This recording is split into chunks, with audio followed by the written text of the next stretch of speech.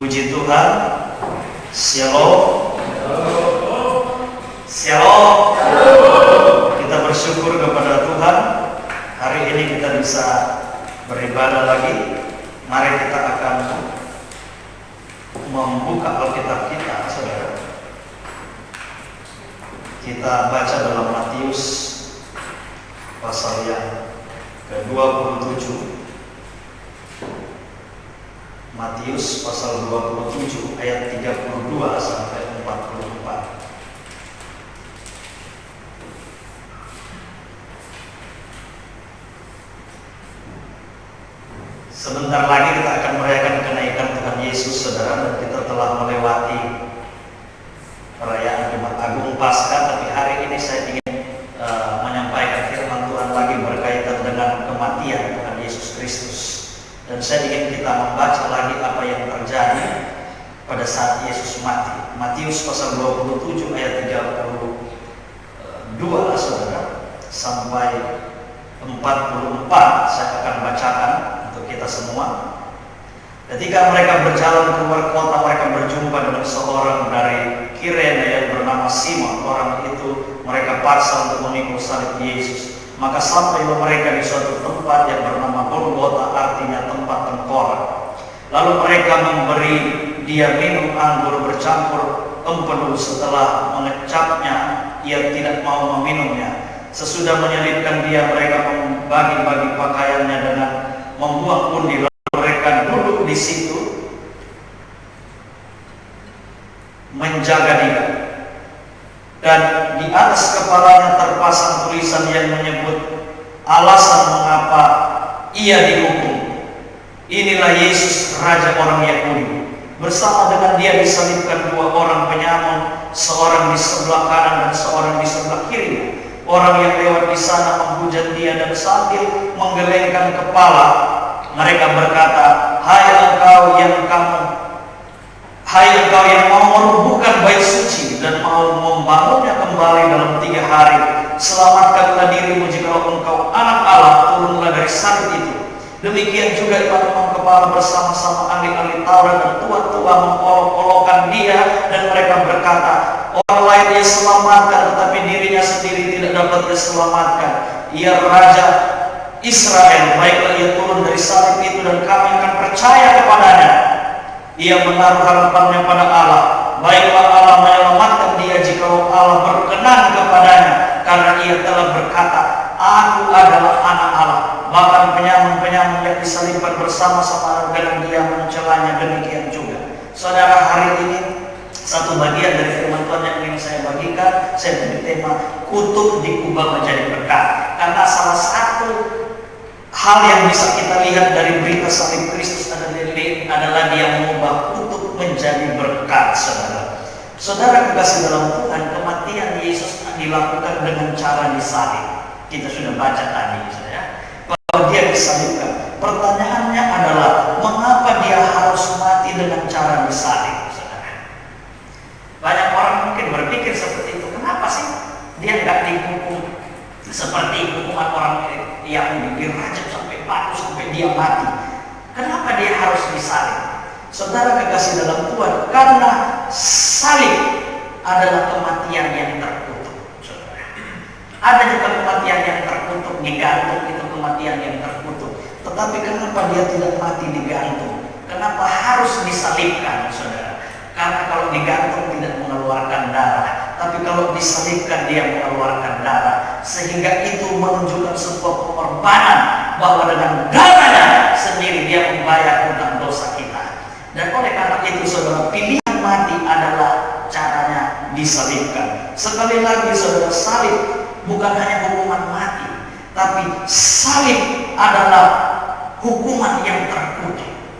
Dia harus mengalami hukuman yang terkutuk. Kalau kita lihat dalam Ulangan 21 ayat 22 sampai 23 berkata, apabila seorang berbuat dosa yang sepadan dengan hukuman mati, lalu ia dihukum mati, kemudian kau gantung dia pada sebuah tiang, maka janganlah mayatnya dibiarkan semalam-malaman pada tiang itu, tetapi haruslah engkau menguburkan dia pada hari itu juga, sebab seorang yang digantung terkutuk oleh Allah. Janganlah engkau menajiskan tanah yang diberikan Tuhan Allahmu kepadamu. Lalu kalau kita lihat dalam Galatia pasal 2 ayat 13 dikatakan, Kristus telah menebus kita dari kutuk hukum Taurat dengan jalan menjadi kutuk karena kita, sebab ada tertulis, terkutuklah orang yang digantung pada kayu salib. Jadi salib Kristus. Kenapa dia harus mati di salib? Karena salib adalah kematian yang terkutuk. Saudara kekasih dalam Tuhan, kenapa Yesus harus mengalami kematian yang terkutuk? Yang pertama, saudara, karena kita sebagai orang berdosa itu terkutuk di hadapan Allah. Galatia pasal yang ketiga ayat 10, karena semua orang yang hidup dari pekerjaan hukum Taurat berada di bawah kutuk. Sebab ada tertulis, terkutuklah orang yang tidak setia melakukan segala sesuatu yang tertulis di dalam kitab hukum Taurat. Saudara dikasih dalam Tuhan, semua kita berada di bawah kutuk. Dan karena itu Yesus harus mati dengan cara terkutuk, saudara, supaya dia bisa mengubah kutuk menjadi berkat dalam hidup kita. Yesus harus mati di salib supaya dia menjalankan kematian yang terkutuk, saudara. Kenapa? Karena kita orang-orang berdosa, sebetulnya kita adalah orang-orang yang terkutuk di hadapan Allah. Kita yang harusnya menjalani hukuman penyaliban, saudara. Tetapi oleh karena kasih karunia Tuhan, oleh karena anugerah Tuhan yang luar biasa, Yesus mau datang ke dalam dunia, menjalani kehidupan sebagai manusia, dan dia menjalani kematian dengan cara disalib, yaitu kematian yang terkutuk. Yang kedua, saudara, kenapa dia harus mati disalib menjalani hukuman yang terkutuk? Karena Yesus mau menggantikan kita memikul kutuk tersebut. Kitalah yang seharusnya menjalani itu, tapi Yesus kemudian mengambil alih, saudara. Karena kita tidak sanggup melaksanakannya, tapi kemudian Yesus datang ke dalam dunia. Dia mengambil alih itu. Dia yang digantung di kayu salib. Dia yang menjalani kematian yang terkutuk. Dia menggantikan kita yang seharusnya terhukum. Saudara kekasih dalam Tuhan, ini adalah hal yang hebat, hal yang luar biasa, hal yang dahsyat. Karena tidak ada oknum lain di dunia ini yang sanggup melakukan itu. Hanya Kristus satu-satunya, saudara. Nah, saudara kekasih dalam Tuhan, dengan penyaliban Kristus berarti kutuk telah diubah menjadi berkat. Ini poinnya yang ingin saya bagikan, saudara kekasih dalam Tuhan, bahwa peristiwa salib Kristus menunjukkan satu fakta bahwa kutuk yang kita miliki, kutuk yang sebenarnya itu menjadi status kita, kemudian diubah oleh Yesus menjadi berkat, saudara. Kenapa demikian? Beberapa alasan ingin saya sampaikan pada hari ini. Yang pertama adalah, saudara, karena Yesus telah menebus kita dari kutuk hukum Taurat, maka sekarang, saudara, kita yang berdosa diselamatkan atau dibenarkan. Kita lihat dalam Galatia pasal 2 ayat yang ke-16. Mari kita baca Alkitab ini. Galatia pasal yang kedua, saudara, ayat yang ke-16. Firman Tuhan berkata demikian. Galatia pasal yang kedua ayat ke-16. Kamu tahu bahwa tidak seorang pun yang dibenarkan oleh karena melakukan hukum Taurat, tetapi hanya oleh karena iman dalam Kristus Yesus. Sebab itu kami pun telah percaya kepada Kristus Yesus, supaya kami dibenarkan oleh karena iman dalam Kristus dan hukum oleh karena melakukan hukum Taurat. Sebab tidak ada seorang pun yang dibenarkan oleh karena melakukan hukum Taurat. Saudara kekasih dalam Tuhan, inilah berkat. Kutuk sudah diubah jadi berkat. Berkat yang pertama adalah karena Yesus telah mati di salib, maka kemudian dia mengubah kutuk menjadi berkat. Berkat yang pertama adalah keselamatan. kita bisa kemudian percaya kepada Dia. Karena Dia disalib melalui iman, akhirnya kita diubah dari posisi bukan orang benar menjadi posisi orang yang sudah dibenarkan. Sehingga saudara semua hari ini yang percaya Yesus, Anda adalah orang-orang benar, orang-orang yang sudah dibenarkan oleh Tuhan. Jangan mau lagi dipengaruhi oleh bisikan-bisikan setan. Lu orang berdosa, lu orang tidak layak, lu orang yang tidak berkenan. Hari ini saya ingin beritahu kepada kita semua bahwa semua orang yang percaya kepada Kristus menjadi orang benar. Amin. Kita semua sudah dibenarkan oleh Tuhan. Inilah berkat yang saya maksudkan, saudara. Tadinya kita terkutuk, orang yang harusnya binasa, orang yang harusnya menjalani hukuman kekal, tapi karena Yesus mati dan menjalani kematian, terkutuk, kematian disalib, akhirnya kita dibenarkan oleh Kristus. Karena semua orang sudah berdosa, semua orang telah kehilangan kemuliaan Allah. Dosa bukan lagi masalah perbuatan, tapi sudah menjadi masalah keberadaan. Begitu Adam jatuh dalam dosa, semua orang sudah berdosa. Dan karena dosa adalah masalah eksistensi, masalah keberadaan, dosa tidak bisa kita bebaskan begitu saja. Dengan usaha kita tidak mungkin, karena bukan lagi masalah perbuatan tapi status. Semua orang sudah berdosa. Kalau perbuatan saudara hari ini bikin dosa, saudara minta ampun, saudara berubah, selesai. Tapi persoalannya adalah karena satu orang sudah berdosa, Alkitab berkata maka semua orang sudah berdosa. Semua orang dalam status bukan orang benar. Semua orang dalam status orang bersalah semua, orang berdosa semua, orang terkutuk semua, orang harus dihukum. Tetapi karena Yesus mati, maka status ini berubah. Dari status bukan orang benar menjadi status orang benar. Amin. Yang orang benar angkat tangan, termasuk yang di rumah, saudara. Kita orang benar, bukan orang tidak benar. Begitu saudara percaya kepada Kristus, percaya pada Kristus, percaya pada usaha Kristus, saudara orang benar. Amin. Jangan lagi saudara saya kan benar. Saudara meragukan berarti penebusan Kristus. Begitu saudara percaya kepada Kristus, saudara berubah status dari orang tidak benar menjadi orang benar. Inilah berkat yang hebat dalam hidup kita. Amin. Inilah yang dilakukan Kristus di kayu salib. Ini yang harus dimaknai semua orang, bahwa Yesus mati mengubah status orang berdosa menjadi orang benar. Kutuk sudah berubah menjadi berkat. Hukuman telah berubah menjadi keselamatan. Amin, saudara. Masa depan yang suram menjadi masa depan yang indah. Karena status kita berubah. Berubah status. Bukan status miskin jadi kaya, saudara, bukan. Tapi berdosa jadi diselamatkan. Berdosa jadi dibenarkan. Inilah status kita, saudara. Saudara semua punya status yang hebat. Status Anda adalah orang benar. Meski masih jomblo, tetap statusmu sama dengan yang sudah menikah. Orang benar. Amin, saudara. Kita tidak boleh dipengaruhi dengan pikiran-pikiran yang aneh-aneh, yang negatif-negatif, yang menghancurkan iman kita. Kita harus menjadi orang-orang yang percaya diri bahwa kita sekarang orang benar. Karena Yesus sudah mati di salib, kutuk sudah berubah menjadi berkat.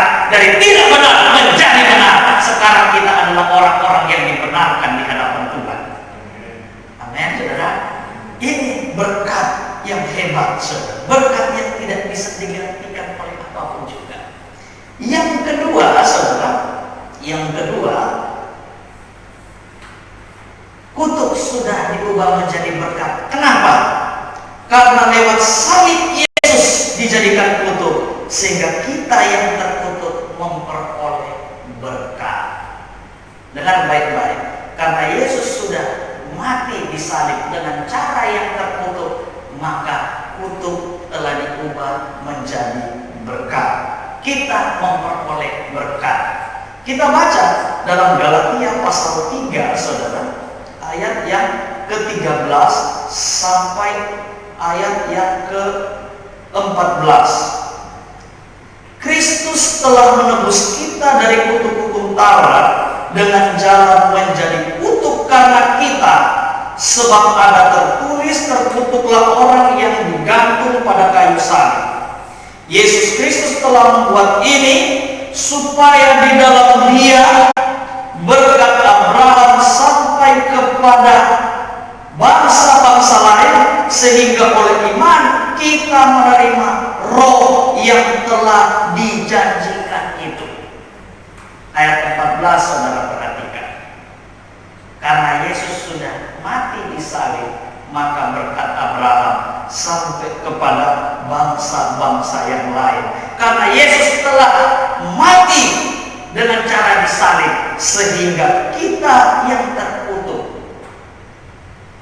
beroleh berkat. Amin, saudara. Berkat apa, saudara? Berkat Abraham itu. Saudara, Abraham itu dikenal sebagai bapak orang beriman. Abraham dikenal orang yang paling beriman, saudara. Nah, dengan Yesus mati di kayu salib, maka berkat Abraham sekarang diberikan kepada kita. Apa berkat Abraham itu? Tentu yang paling utama yang kita tahu dari Abraham adalah iman. Berkat itu adalah iman. Amin, saudara. Berkat itu adalah iman. Karena iman, Abraham mau meninggalkan kampung halamannya. Dia tahu rancangan Tuhan dalam hidupnya. Meski dia belum lihat, dia ikuti. Sama seperti kita, saudara. Karena Yesus sudah mati di salib, akhirnya kita memperoleh berkat iman. Iman kepada Kristus. Kita percaya bahwa dengan kita beriman kepada Kristus, kita memperoleh masa depan yang indah. Dengan kita beriman kepada Kristus, kita diselamatkan oleh Tuhan. Dengan kita beriman kepada Kristus, kita punya jaminan kehidupan kekekalan bersama-sama dengan Dia. Amin, saudara. Ini berkat yang penting dulu dari Abraham, saudara. Karena kontradiktif ini. Banyak orang kemudian menafsir terlalu pragmatis ayat ini, saudara. Berkat yang paling utama, sekali lagi saya mau katakan, adalah iman. Jadi salib Yesus itu membuat kita memperoleh berkat Abraham, di mana kita bisa beriman kepada Yesus. Kita bisa percaya bahwa Dia adalah Juru Selamat. Kita bisa percaya bahwa Dialah yang menjamin kita untuk hidup dalam kekekalan. Dan iman itu berkat, saudara. Tidak semua orang bisa beriman. Iman itu anugerah. Amin, saudara. Iman itu anugerah. Hari ini kalau saudara bisa beriman kepada Kristus, karena saudara mendapatkan anugerah daripada Tuhan. Banyak orang tidak bisa beriman kepada Tuhan, tapi kita bisa beriman karena anugerah daripada Tuhan. Amin. Dan itu adalah berkat yang luar biasa, saudara. Tadi kita diubah dari tidak benar menjadi benar. Sekarang kita mewarisi berkatnya Abraham, yaitu iman. Iman tentang keselamatan, iman tentang pengharapan kehidupan yang akan datang. Tetapi saudara, saya juga percaya karena kita telah menjadi orang yang beriman kepada Yesus, maka kita juga harus percaya bahwa Yesus adalah Allah yang hebat. Dia sanggup memberkati kita secara jasmani. Amin. Ya dong. Kalau Dia bisa memberi berkat yang hebat, berkat jasmani, iman yang menyelamatkan, berkat rohani maksud saya, iman yang menyelamatkan, maka saya percaya Dia juga bisa mengerjakan kepada kita berkat-berkat jasmani. Sekali lagi saya ingin tegaskan, saudara, bahwa berkat Abraham yang utama adalah iman. Tetapi saya juga percaya karena kita sudah beriman kepada Kristus yang adalah Allah pencipta segala sesuatu, maka kita juga percaya bahwa orang yang mengikuti Yesus pasti bisa ditolong Yesus. Amin. Orang yang mengikuti Yesus, orang yang percaya kepada Yesus pasti juga bisa diberkati. Hidup kita bisa diberkati oleh Tuhan, saudara. Karena kita hidup di dalam Kristus. Berkat itu, berkat Abraham adalah iman. Tapi di dalam Yesus, Yesus tidak membiarkan orang percaya Amin, saudara. Sama seperti Galatia pasal 3, saudara, kalau kita baca dalam ayat yang ke-9, saudara. Jadi mereka yang hidup dari iman, mereka lah yang diberkati bersama-sama dengan Abraham yang beriman itu. Amin, saudara. Karena Abraham beriman kepada Tuhan, maka hidupnya diberkati oleh Tuhan. Amin. Hidupnya diberkati oleh Tuhan. Saya juga percaya, saudara, bahwa kalau saudara sungguh-sungguh beriman kepada Tuhan, saudara bisa diberkati oleh Tuhan. Berkat Abraham adalah iman, tapi orang yang beriman pasti bisa diberkati oleh Tuhan. Amin, saudara. Kita yakin itu, saudara. Kita tidak mengatakan bahwa berkat Abraham melulu adalah soal jasmani. Tidak. Berkat Abraham adalah rohani. Berkat Abraham adalah iman kepada Tuhan. Tapi dengan iman itu pula, dia menjalani hidupnya dengan sangat percaya diri, dengan sangat optimis. Dia tahu bahwa Tuhan yang dia percaya yang menyelamatkan masa depannya adalah Tuhan yang sama yang akan menolong dan memberkati hidupnya di dunia ini. Amin. Kita juga harus percaya itu. Berkat Abraham sudah datang kepada kita melalui salib Yesus. Berkat Abraham adalah iman, percaya kepada Kristus, sekaligus iman kepada Tuhan dalam hal-hal yang sifatnya, saudara, mukjizat. Amin. Yesus berkata begitu kan? Mintalah apa saja di dalam nama Aku, dan Aku akan memberikan kepada. Kalau engkau memiliki iman sebesar biji sesar, engkau bisa menggunakan gunung. Artinya, saudara, di dalam Kristus tidak ada yang mustahil. Di dalam Kristus segala sesuatu akan bisa terjadi asal kita betul-betul percaya. Kita harus yakin, saudara. Yesus sudah mati di salib. Kita sudah punya berkat keselamatan, iman kepada Kristus. Kita juga percaya bahwa hidup kita tidak akan dibiarkan oleh Kristus. Jangan takut, saudara.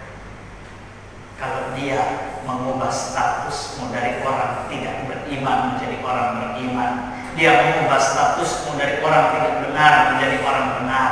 Dia sanggup mengubah keadaanmu, dia sanggup mengubah persoalan, dia sanggup mengubah masalahmu, dia sanggup mendatangkan berkat dalam hidupmu, dia sanggup memberkati pekerjaanmu, dia sanggup memberkati usahamu, dia sanggup memberkati keluargamu, dia sanggup memberkati anak-anakmu. Amin, saudara. Kita harus percaya itu, saudara. Karena salib Kristus kita telah memperoleh berkat. Yang terakhir, yang ketiga, kenapa untuk berubah menjadi berkat? Karena lewat salib Yesus diremukkan supaya kita disembuhkan dan dipulihkan. Kita baca Alkitab Yesaya pasal 53, saudara, ayat 5 dan ayat 10. Yesaya pasal 53 ayat yang ke-5 dan 10.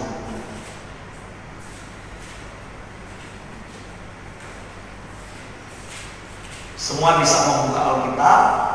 Yang di rumah juga saudara bisa membuka Alkitab. Yesaya 53 ayat 5. Tetapi dia tertikam oleh karena pemberontakan kita, dia diremukkan oleh karena kejahatan kita.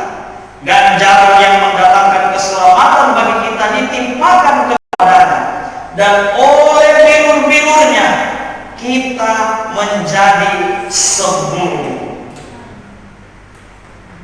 Dan oleh bilur-bilurnya kita menjadi sembuh.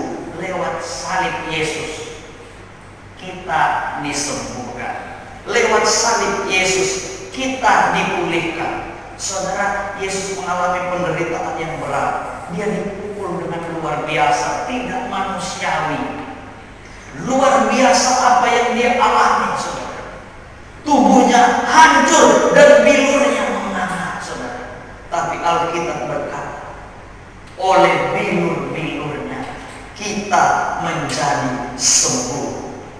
Dia alami itu supaya oleh penderitaannya, oleh bilur-bilurnya kita menjadi sembuh.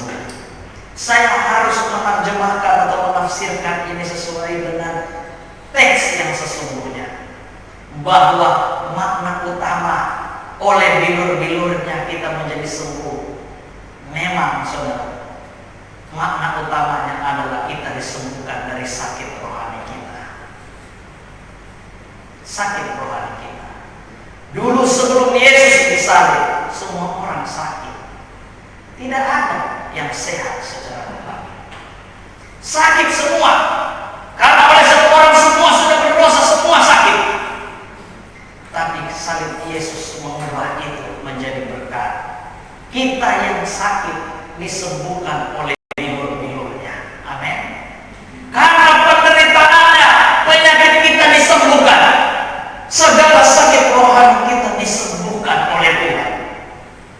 Tapi saya juga percaya, sekali lagi saudara, bahwa tafsiran ini yang paling tepat adalah disembuhkan dari sakit rohani.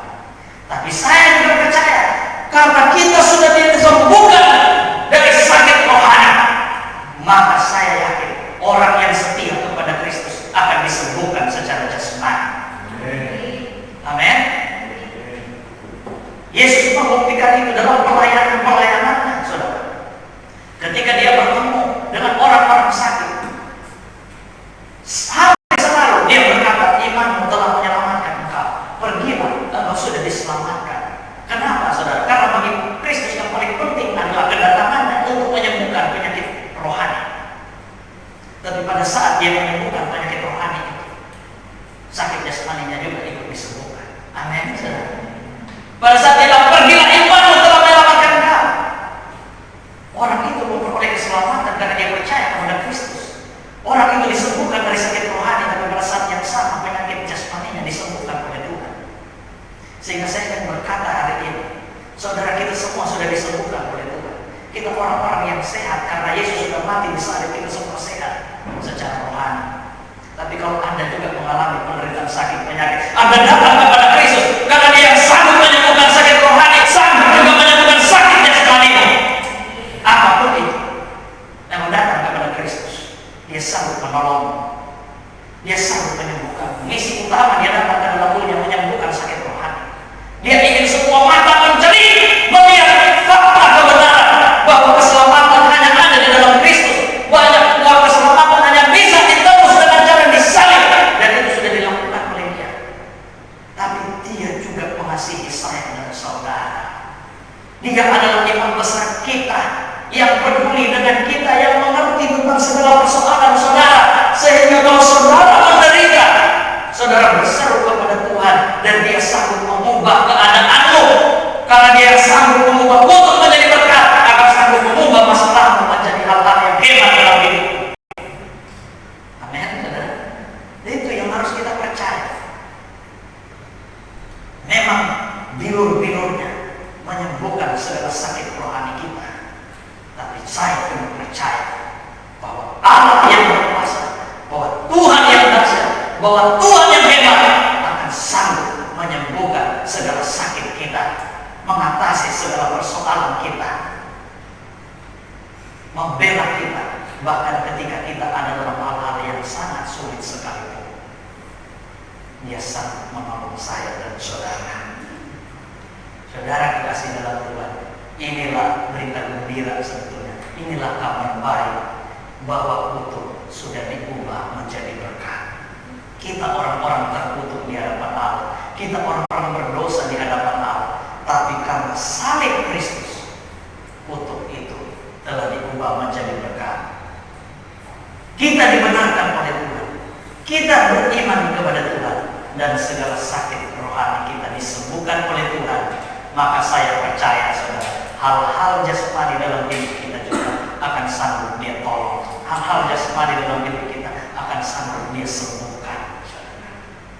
Berkat Abraham telah datang kepada kita, berkat iman keselamatan di dalam Yesus Kristus. Tapi kita juga tahu bahwa Abraham itu adalah orang yang luar biasa dalam iman, dan dia diberkati karena dia beriman. Maka kalau saudara sungguh-sungguh beriman kepada Kristus, saudara juga pasti bisa diberkati oleh Tuhan.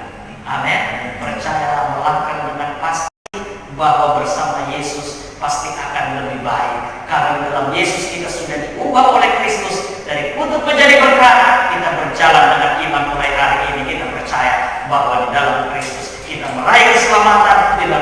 kita meraih masa depan, di dalam Kristus kita meraih kekekalan, di dalam Kristus juga kita pasti akan ditolong dalam segala sesuatu. Tuhan Yesus memberkati kita.